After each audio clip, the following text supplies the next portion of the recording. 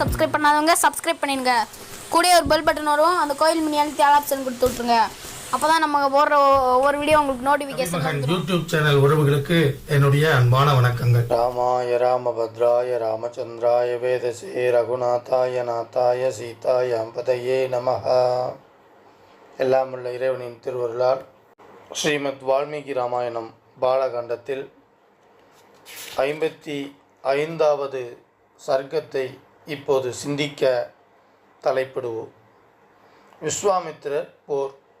விஸ்வாமித்திரரின் அஸ்திரங்களால் கதிகலங்கி அந்த படையினர் சேதமடைந்ததைக் கண்ட வசிஷ்டர், சபலே, உன் யோக பலத்தால் இன்னும் சேனா வீரர்களை உண்டாக்கு என்று தூண்டினார். அவருடைய ஹூம் சப்தத்திலிருந்து சூரியனுக்கு ஒப்பாக ஒளி வீசும் காம்போஜர்கள் தோன்றினார்கள். பால் சுரக்கும் மடியிலிருந்து சஸ்திரங்களை ஏந்திய பற்பரர்களை உண்டானார்கள். பிறப்புறுப்பிலிருந்து யவனர்களும் ஆசன வாயிலிருந்து சகர்களும் வெளிப்பட்டார்கள். ரோமக்கால்களிலிருந்து மிலேச்சர்கள், காரீதர்கள், வேடர்கள் தோன்றினார்கள். ரகுநந்தனா, அவர்களால் விஸ்வாமித்திரருடைய படை முழுவதும் காலாட்கள், யானைகள், குதிரைகள், தேர்கள் எல்லாம் ஒரு நொடியில் அழிக்கப்பட்டது. மகாத்மாவான வசிஷ்டரால் படை முழுவதும் அழிக்கப்பட்டதைக் கண்டு விஸ்வாமித்திரரின் 100 புதல்வர்களும் பல வகையான ஆயுதங்களை ஏந்தி கொண்டு கோபம் மிக்கவர்களாய் ஜபம் செய்வர்களுள் சிறந்தவரான வசிஷ்டரை நோக்கி பாய்ந்து சென்றார்கள். ரிஷிபுங்கவர் ஹூம் என்ற ஓர் ஒளியினாலேயே அவர்கள் அனைவரையும் எரித்து விட்டார். மகாத்மா வசிஷ்டரால் விஸ்வாமித்திரரின் புதல்வர்கள் குதிரை, தேர், காலாட்படையுடன் ஒரு முகூர்த்த காலத்துக்குள்ளாகவே சாம்பலாக்கப்பட்டார்கள். புகழ்பெற்ற விஸ்வாமித்திரர் தன் குமாரர்களும் படைவீரர்களும் முற்றிலுமாக அழிக்கப்பட்டதை பார்த்து மிகுந்த வெட்கத்துடன் கவலையில் மூழ்கினார். வேகம் தணிந்த பெருங்கடல், விஷப்பற்கள் பிடுங்கப்பட்ட பாம்பு, ராகுவினால் பீடிக்கப்பட்ட சூரியன் இவற்றைப் போல அப்போதே கலையிழந்தவர் ஆனார்.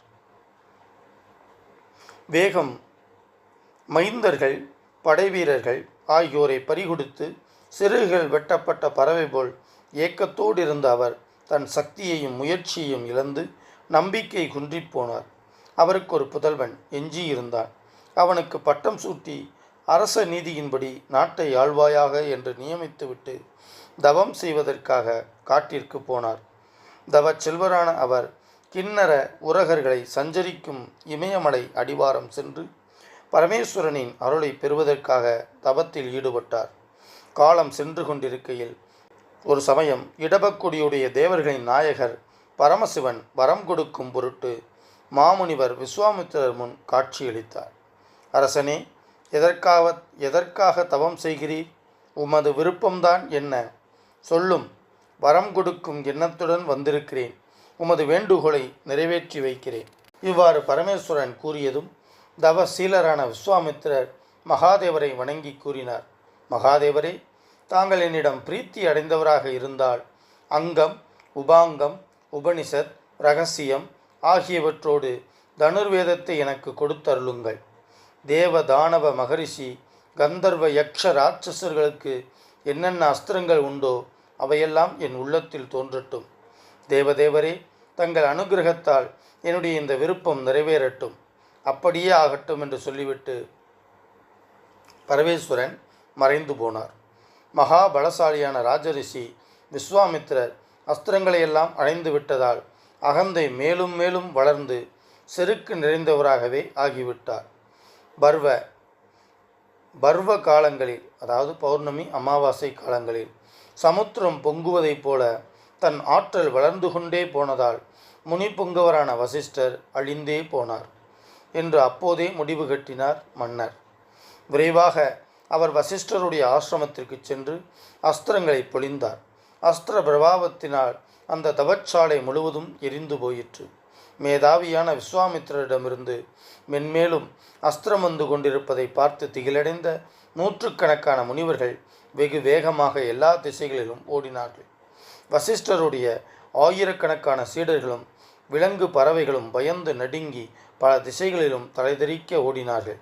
மகாத்மா வசிஷ்டருடைய தபோவனம் ஒரு முகூர்த்த காலத்திற்குள் எந்த உயிர் பிராணியும் இல்லாமல் சப்தம் அடங்கி பாலைவனம் போல் ஆகிவிட்டது.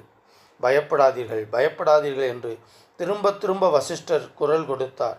சூரியன் பனிக்கூட்டத்தை அழிப்பது போல காதியின் மைந்தனை நான் இப்போதே அழித்து விடுகிறேன்.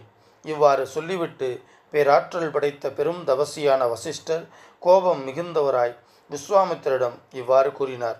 நெடுங்காலமாக செழிப்புடன் விளங்கி வந்த இந்த ஆசிரமத்தை அழித்து விட்டாய்.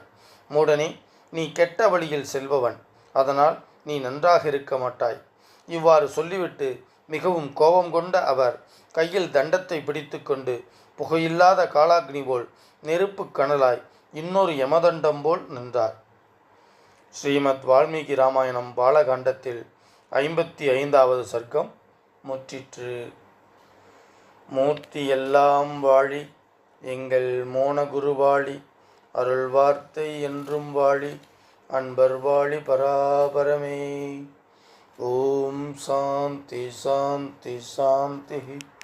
ஹரி ஓம். ஸ்ரீ குருப்யோ நமஹ. ஹரி ஓம்.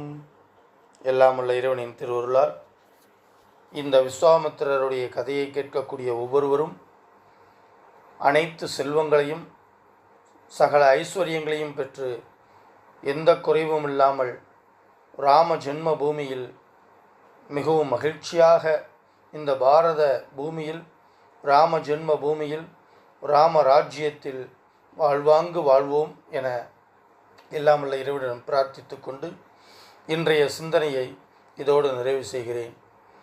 ஓம் சாந்தி. வரைக்கும் நம்ம சேனலை சப்ஸ்கிரைப் பண்ணாதவங்க சப்ஸ்கிரைப் பண்ணிடுங்க. கூட ஒரு பெல் பட்டன் வரும், அந்த கோயில் மினி அழுத்தி ஆல் ஆப்ஷன் கொடுத்து விட்ருங்க.